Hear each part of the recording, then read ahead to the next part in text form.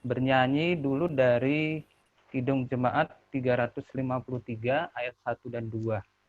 Saya akan share audionya untuk kita.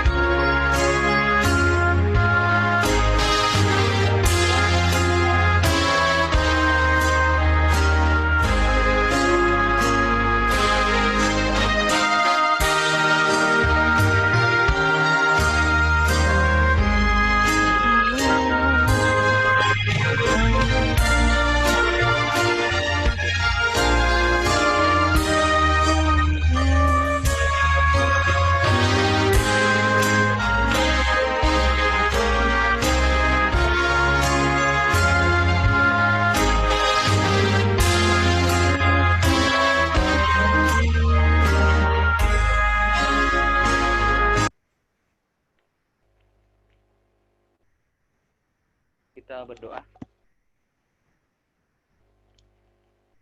Ya Tuhan, Allah kami, saat ini kami sungguh bersyukur oleh karena kasih karunia Tuhan, kami juga boleh bertemu melalui teknologi yang Tuhan juga boleh ciptakan, boleh Tuhan pakai di dalam setiap aktivitas kami, khususnya di dalam kegiatan gereja akhir ini melalui teknologi Zoom. Kami pun juga bersyukur meskipun berada di tempat kami masing-masing. Bahkan kami juga bersyukur hari ini kami juga boleh mendapatkan kembali lawatan dari Tuhan melalui kebaktian minggu yang boleh kami adakan. Kami bersyukur untuk setiap hal yang Tuhan berikan ke dalam hidup kami. Bahkan saat ini juga kami bersyukur bahwa di dalam kehidupan kami juga dipercayakan pelayanan di gereja Tuhan, dan biarlah kami juga bertanggung jawab melalui apa yang sudah Tuhan berikan dalam kehidupan kami. Kami bertanggung jawab bahkan juga saat ini melalui rapat badan pengurus atau badan pimpinan Jemaat Wajih. Kami ingin melakukannya seturut dengan kehendak Tuhan, dan biarlah juga Tuhan menyertai. Saat ini kami ingin mulai dengan pembacaan firman Tuhan dan merenungkannya.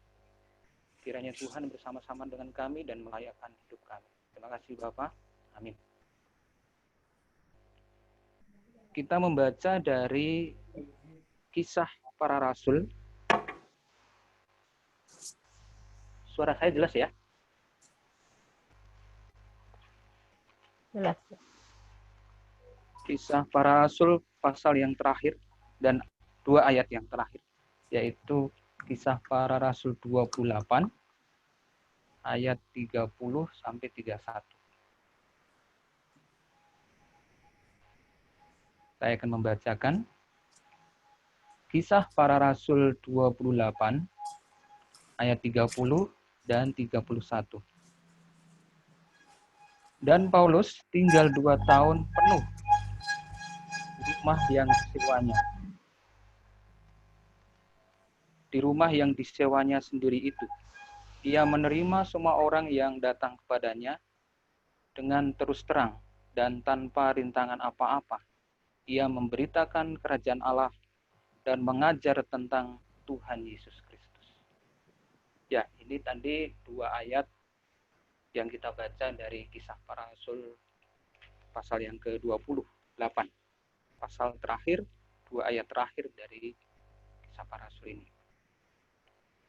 Hari-hari ini tentu kita mengetahui apa itu YouTube, Facebook, mungkin juga Instagram, bahkan juga ada yang main di Twitter, dan beberapa situs sosial media yang lain. Meskipun mungkin tidak semuanya harus selalu aktif tiap hari. Kalau kemarin sore KTB Remaja juga membahas tentang sosial media, saya pikir juga kita tidak ada janjian, ternyata temanya agak mirip. Situs-situs tersebut menyediakan layanan media sosial. Kalau beberapa tahun yang lalu, mungkin kita mengenal, siapa tahu mungkin masih ada yang aktif dulu di Friendster gitu ya. Atau mungkin juga ada yang senang di Blogspot, atau mungkin juga ada di WordPress. Situs-situs tersebut juga menyediakan cara untuk kita melakukan posting terhadap tulisan, kata-kata hasil pemikiran kita, atau bahkan sekarang dengan teknologi 4G dan 5G, kita dengan mudah memposting video. Jadi tidak hanya sekedar teks, tetapi juga gambar, bahkan juga gambar bergerak. Sehingga kita kalau ingin mengingat suatu kejadian, atau melihat apa yang terjadi atau yang kita lakukan beberapa tahun yang lalu, rujukan yang paling mudah adalah melihat kembali media sosial kita.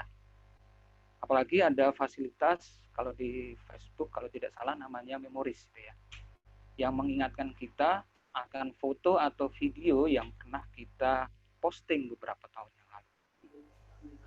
Sementara beberapa kejadian yang terjadi untuk hal-hal yang besar, misalnya yang terjadi untuk negara kita, kita biasanya melihatnya mungkin di berita, dan untuk kejadian-kejadian yang sudah terjadi beberapa tahun yang lalu, kita biasanya menggunakan buku-buku sejarah.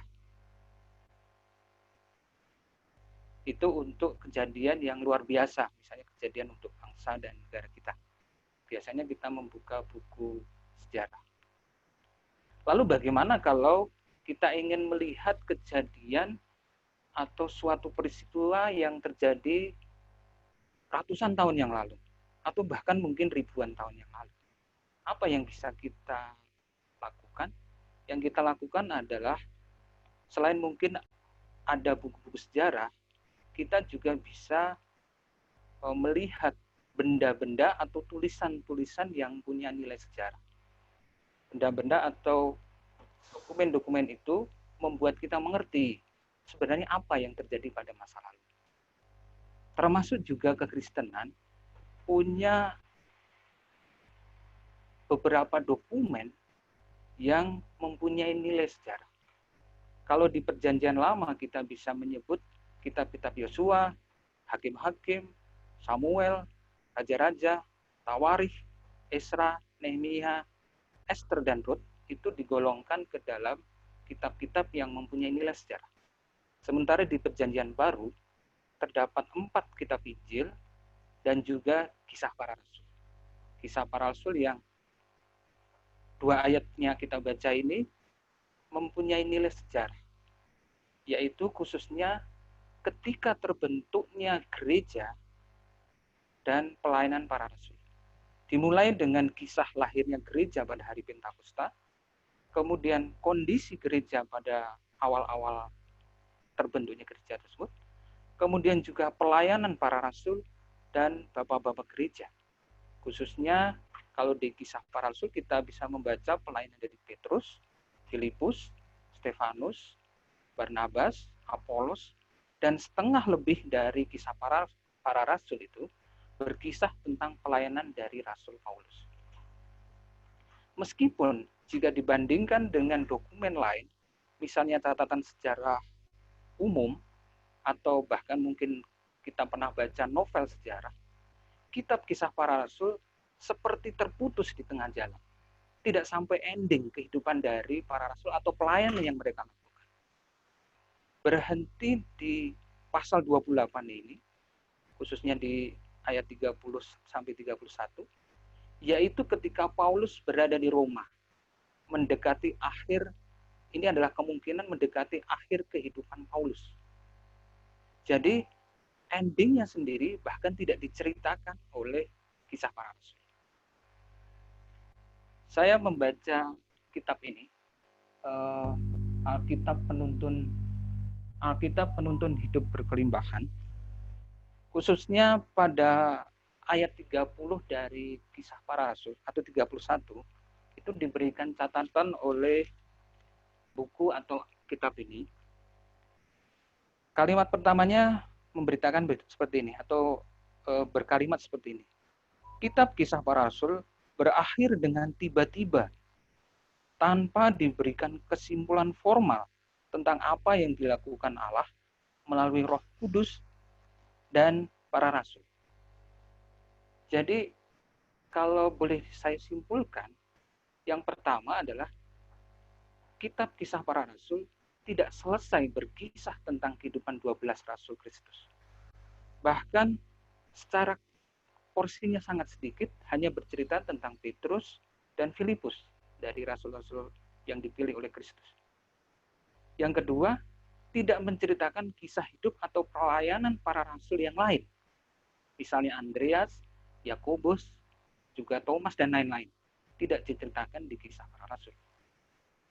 Yang poin yang ketiga yang saya ambil kesimpulan di dalam Kisah Para Rasul adalah cukup banyak kisah Paulus di dalam Kisah Para Rasul ini. Tetapi juga tidak sampai akhir hidupnya atau tidak sampai pelayanan yang seperti apa. Bahkan jika dibandingkan dengan buku-buku lain, maka sangat terasa Kisah Para Rasul ini berhenti dengan tiba-tiba.